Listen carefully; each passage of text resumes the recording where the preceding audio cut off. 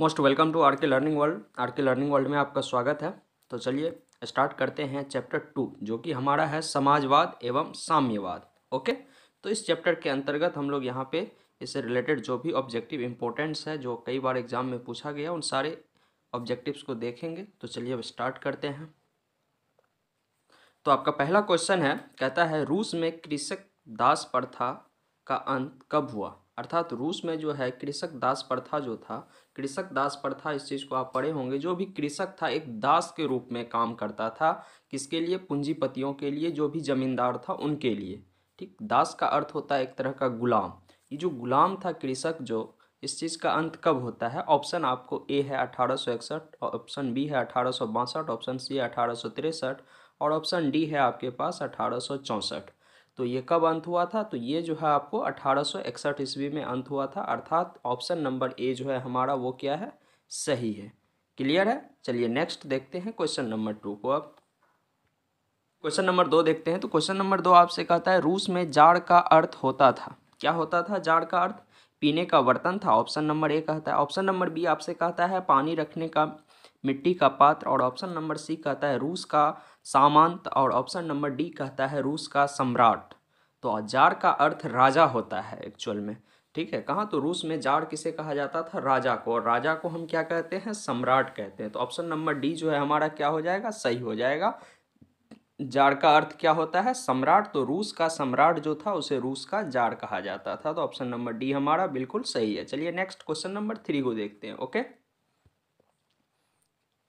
Question number 3 आपसे कहता है कार्ल मार्क्स का जन्म कहाँ हुआ था। ऑप्शन ए है आपके पास इंग्लैंड, ऑप्शन बी है जर्मनी, ऑप्शन सी है इटली और ऑप्शन डी है रूस। तो कार्ल मार्क्स का जन्म कहाँ हुआ था?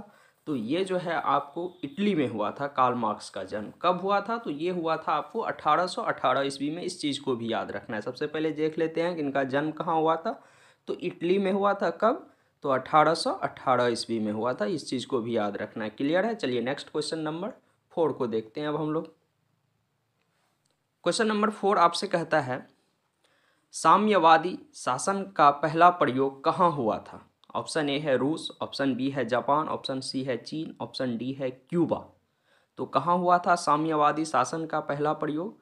तो ये आपको रूस में हुआ था। कहाँ हुआ था? तो रूस में। इस चीज़ को याद रखना है। ऑप्शन नंबर ए जो है हमारा बिल्कुल सही है। क्वेश्चन आपसे इस तरह से भी पूछा जाएगा कि रूस में सबसे पहले किस शासन का प्रयोग हुआ था। तो साम्यवादी, साम्यवादी शासन का पहला प्रयोग आपको कहाँ? तो रूस में ही हुआ था। चलिए नेक्स्ट क्वेश्चन नंबर 5 को देखते हैं। तो चलिए नेक्स्ट देखते हैं क्वेश्चन नंबर 5 को। तो क्वेश्चन नंबर 5 हमारा कहता है यूरोपियन समाजवादी कौन नहीं था। यहाँ पे आपको 4 ऑप्शन है, अर्थात 4 व्यक्ति का नाम है जिसे आप एक नाम से पढ़े होंगे यूटोपियन के नाम से। ठीक है, तो वो यूटोपियन जो थे, आपको इन सारे यूटोपियन में एक यूटोपियन ऐसे हैं जो कि कहाँ? यूरोपियन नहीं थे। तो वो कौन थे? तो आइए देखते हैं। इसमें ए में है आपको लुई बला, बी में है सेंट साइमन और सी में है कार्ल मार्क्स और डी में है रॉबर्ट ओवन। तो ये कौन थे? तो ये जो थे आपको कार्ल मार्क्स। कार्ल मार्क्स जो थे यूरोपियन समाजवादी नहीं थे, बाकी सभी के सभी कौन थे? तो यूरोपियन समाजवादी थे। ओके, तो ऑप्शन नंबर सी हमारा क्या हो जाएगा? बिल्कुल सही। चलिए नेक्स्ट क्वेश्चन नंबर 6 को देखते हैं। क्वेश्चन नंबर 6 को हम लोग, क्वेश्चन नंबर 6 हमसे कहता है वार एंड पीस की रचना है। अर्थात वार एंड पीस जो है किसकी रचना है? तो वार एंड पीस आपके पास ऑप्शन है Karl Marx, Tolstoy, Dostoevsky and Engels. तो ये जो है किसकी रचना थी? तो ये जो है आपको टॉल्स्टॉय की, ऑप्शन नंबर बी, टॉल्स्टॉय ने आपको लिखा था क्या? तो वार एंड पीस। चलिए नेक्स्ट क्वेश्चन नंबर 7 को देखते हैं। नेक्स्ट देखते हैं हम लोग अब क्वेश्चन नंबर 7। क्वेश्चन नंबर 7 आपसे कहता है बोल्शेविक क्रांति कब हुई थी। ओके, तो ऑप्शन ए है आपके पास फरवरी 1917 में, ऑप्शन बी है नवंबर 1917 और ऑप्शन सी है अप्रैल 1927 और ऑप्शन नंबर डी है इनमें से कोई नहीं। तो बोल्शेविक क्रांति जो है इसे आपको नवंबर क्रांति के नाम से भी जानते हैं और ये कब हुआ था? तो 1917 में हुआ था। तो अर्थात हमारा ऑप्शन नंबर बी सही है। क्लियर है? चलिए नेक्स्ट क्वेश्चन नंबर 8 को देखते हैं हम लोग। क्वेश्चन नंबर 8 आपसे कहता है लाल सेना का गठन किसने किया था।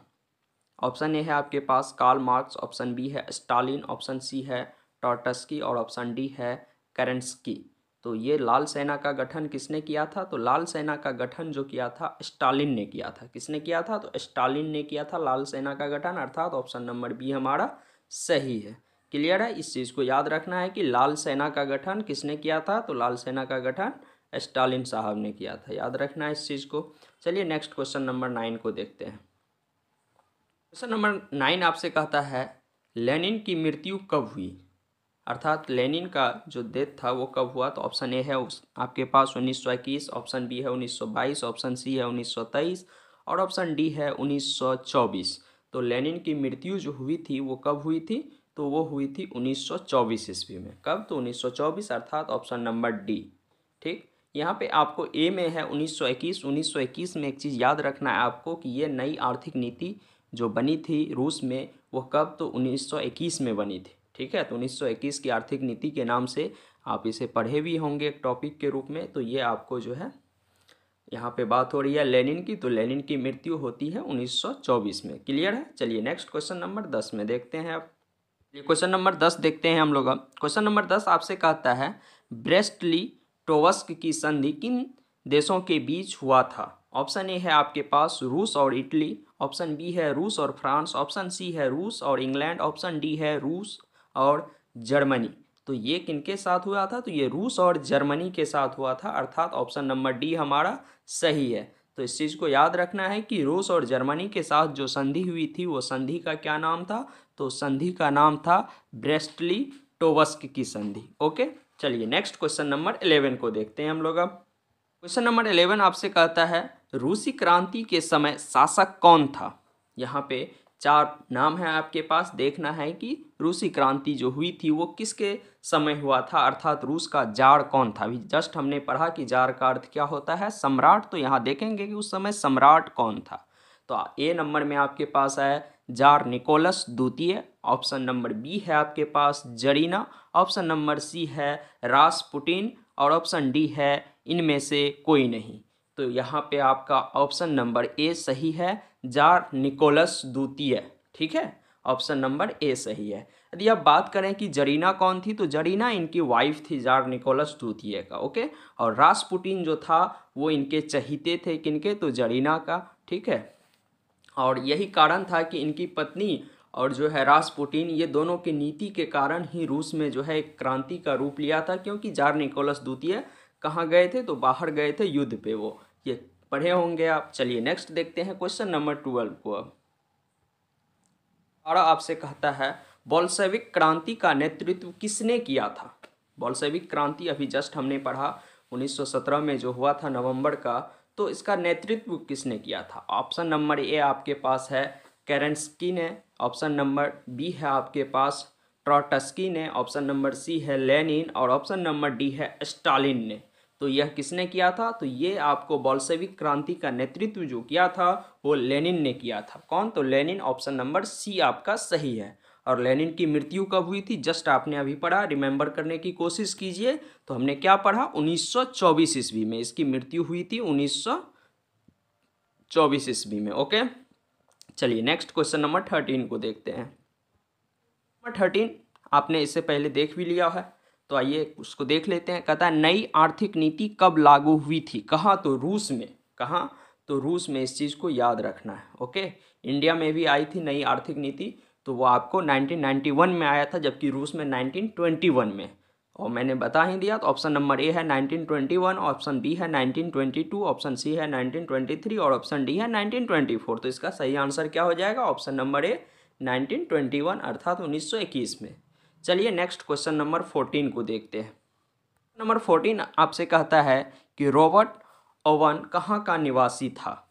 ए है फ्रांस, बी है रूस, सी है जर्मनी और डी है इंग्लैंड आपके पास। तो ये कहाँ के निवासी था? तो रॉबर्ट ओवन एक तरह का ये यूरोपियन थे ये भी।